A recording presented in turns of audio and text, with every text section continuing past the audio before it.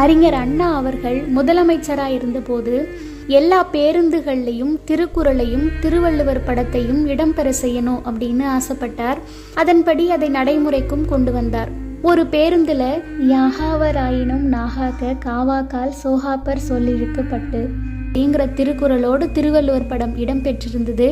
அப்போ அறிஞர் அண்ணா கிட்ட செய்தியாளர்கள் ஒரு கேள்வியை கேட்குறாங்க.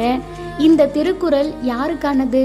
நடத்துனருக்கு ஓட்டுநருக்கானதா அல்லது பேருந்தில் பயணம் செய்யக்கூடிய பயனாளர்களுக்கானதா அப்படின்னு சொல்லி கேட்குறாங்க. இப்போ ஒருவேளை அண்ணா இது நடத்துனருக்கானது அல்லது ஓட்டுநருக்கானது அப்படின்னு சொல்லியிருந்தா அவர்களோடு பிணக்கு ஏற்பட்டிருக்கும். அப்படி இல்லைன்னா அவங்க மனசை காயப்படுத்தின மாதிரி ஆயிருக்கும். இல்லை பொதுமக்களுக்கானது அப்படின்னு சொல்லியிருந்தாலும் பொதுமக்களுடைய மனங்களை காயப்படுத்தின மாதிரியோ அல்லது அவர்களோடு ஒரு மனஸ்தாபத்தை அண்ணா அவர்கள் உருவாக்கி கொண்ட மாதிரியும் ஏற்பட்டிருக்கும்.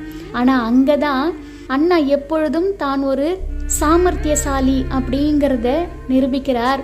அப்போ அவர் சொன்ன பதில் திருப்பி யாராலும் எந்த கேள்வியும் கேட்க முடியாத அளவுக்கு இருந்துதான். அது என்ன பதில் அப்படின்னா, யாருக்கெல்லாம் நாக்கு இருக்கிறதோ அத்தனை பேருக்குமான குரல் அப்படின்னு சொன்னாராம். இது எவ்வளவு அழகான விஷயம் இல்லை?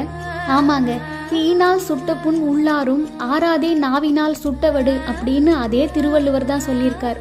அதனால நாக்கில் இருக்கக்கூடிய நாம ஒவ்வொருத்தரும் நமது நாவினால் யாரையும் துன்புறுத்தாமல் நமது நாவால் ஏற்பட்ட வடுவை இன்னொருவர் மனதில் சுமக்காமல் பார்த்து கொள்ள வேண்டியது நம்மளோட பொறுப்பு.